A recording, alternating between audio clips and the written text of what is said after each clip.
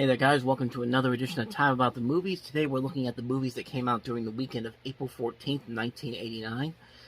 And we're going to start off with a pair of teen comedies. One of the most memorable teen comedies of all time, the other, not so much.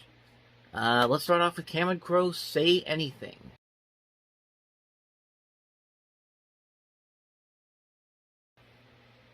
Obviously, this movie really doesn't need a whole lot of explanation to it. Say Anything, of course, stars John Cusack and Ione Skye. It also has John Mahoney in it. Joan Cusack is also in this. It's one of Cameron Crowe's earliest movies. Like I said, there's really not much to talk about here. This movie is a great coming-of-age teen drama. The performances that John Cusack and Ione Skye give are terrific. John Mahoney is great in this movie. And it's just a classic movie. It's a classic romantic. It's a classic romantic comedy. The dramatic elements work really well. This movie has some of the best memorable moments of any teen comedy ever made. And of course, you have the famous scene where John Cusack's holding the boombox over his head when he's looking out his girlfriend's window. Just a classic movie all around, man. Just a classic romantic comedy. One of Cameron Crowe's earliest movies that got his name out there. Just a phenomenal movie, man. I don't think I need to say anything more about that one. Say Anything is a true classic. It's one of the best movies from this year. And you just saw one of the smartest romantic comedies, the smartest high school comedies of all time. Now here's the mainstream version of that, and that is She's Out of Control.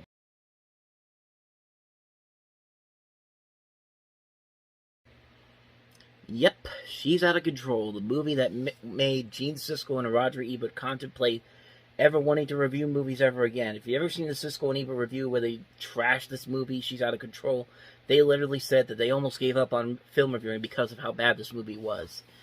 And I've been there before, man. I mean, I've seen movies where it's the closest I've ever been to being on this level of I so want to leave this job is whenever I saw The Spirit in theaters back in 2008.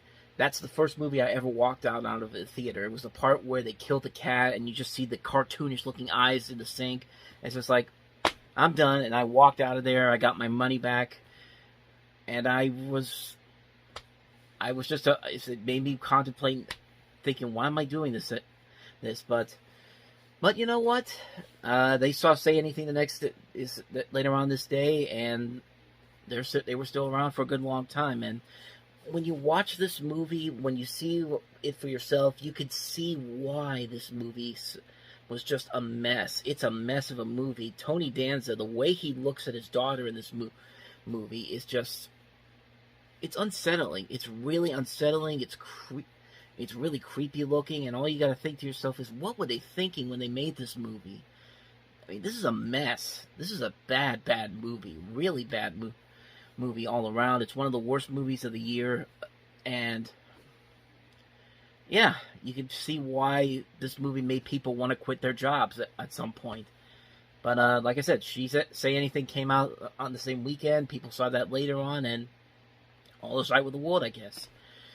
So, how about a comedy that's not as bad? Not as good as Say Anything, but certainly better than She's Out of Control. Here's Disorganized Crime.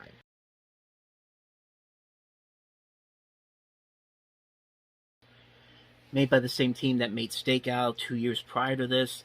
This movie is not a great movie, but like I said, it's certainly better than She's Out of Control was. I mean, there are parts in this movie that did legitimately make me laugh. I do like some of the slapstick comedy they throw in here. It's got a great cast: Fred Gwynne, Lou Diamond Phillips, Corbin Burnson, Ed O'Neill, Daniel Roebuck, Ruben Blades.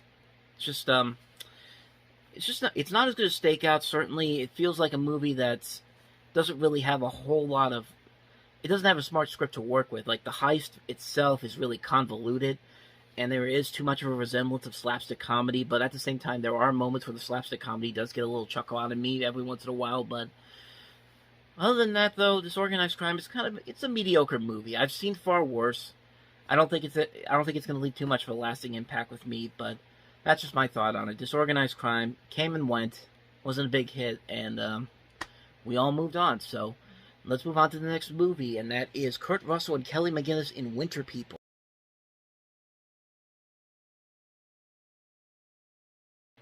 Would you believe me if I told you the same man that directed this movie would direct Weekend at Bernie's the same year? Yep, the director of this movie is the same man that would make one of the biggest surprise comedy hits of the year. But we'll get to that film when we get to that film. But although right here, this movie is about as dead as Bernie was in that movie. This was a lackluster movie. I mean, two very good actors, Kurt Russell and Kelly McGillis. Kelly McGillis coming off of The Accused at this point. But, yeah, it's a pretty forgettable movie. It's melodramatic. It doesn't really make a whole lot of sense. Sometimes the visuals of the cinematography can look very nice, but other than that, yeah, it is pretty forgettable. So that's my quick review of Winter People. Just came and went like with Disorganized Crime, although Disorganized Crime had more to it than this movie did. Let's go to the last film, Under the Boardwalk.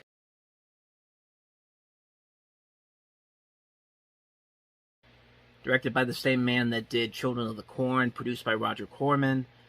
This is about, it's about as generic as these type of movies are. It's always a movie about these kids during spring break or in the summer. They have to go to this big surf contest, all that kind of stuff, and that's really all about it, man. I mean, it is what it is. Like if you've seen stuff like if you've seen those hokey '60s beach movies, from the ones that Frankie and Annette used to do, it's pretty much this. Even though Frankie and Annette made a better beach parody movie around the same time, Back to the Beach, which I highly recommend checking out. That came out 2 years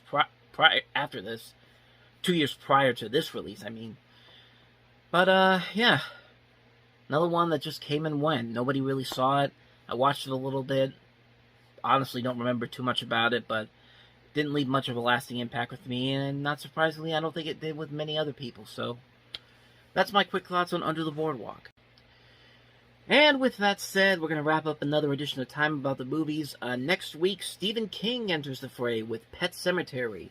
We've also got Speed Zone, a.k.a. Cannibal Run 3, one of the most iconic movies of the year that year, with Kevin Costner, a movie about a teen witch, and some other movies as well.